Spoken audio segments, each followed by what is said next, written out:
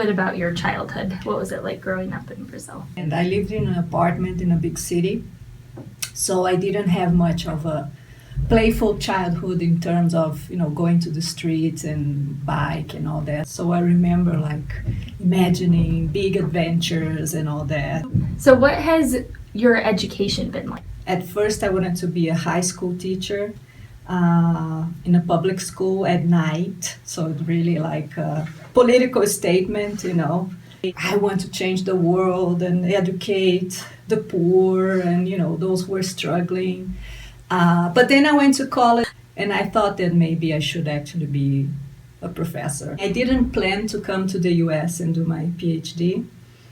I just, I passed by here, I met the right people at the right moment, and when I finished my MA, I came to do my PhD here, and then I ended up staying. How did you start to learn English when you got here? What were kind of the first classes that you started? The first classes that I was taking, because they told me to take, that I needed to take those classes, were like the English language development classes. And so when you came to the United States, did you go right into high school? Maybe 4 months, I think, of middle school, and then they were like, you're ready to go to high school. So when did you learn English? Was it back in Brazil? Oh, it was back in Brazil, okay. Yeah, when I was 11. Okay.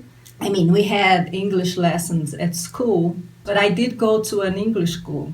The way I learned was just looking at people, looking at how they actually talk to they have conversations. I was watching TV all the time, I was listening to music. So what was the hardest part of learning English for you?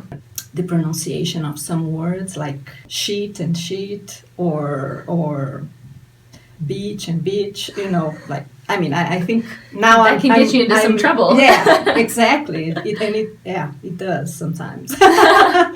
For me, many things like, what's up?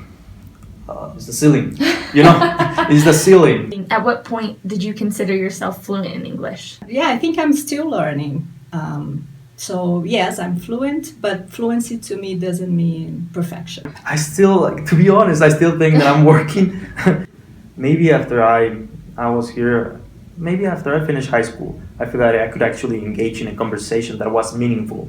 Since coming to the United States, have you experienced any discrimination or any different treatment or anything like that based on, you think, your language, your accent? I think when they see you, they have some stereotypes already, maybe physical characteristics. And let's say you speak Spanish, and then you have maybe brown skin or darker skin.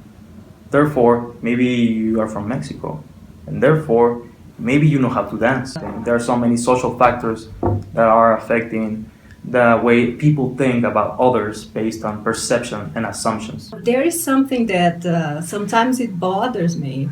I mean, it's nothing major, but people go, oh, where is your lovely accent from?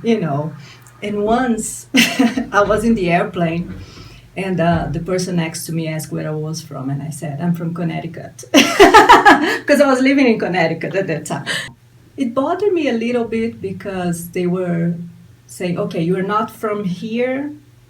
I noticed that your English is not perfect, right? So it's not like I'm curious to know, maybe that's what they meant. I'm curious to know where you're from.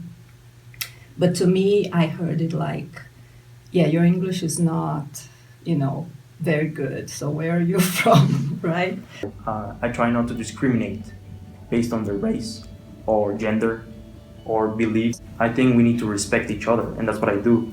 I don't think I ever suffered because I was an American So I think this is one thing that is good about this country. I don't know if all the immigrants have the same experience, but I felt welcomed. I felt useful, right?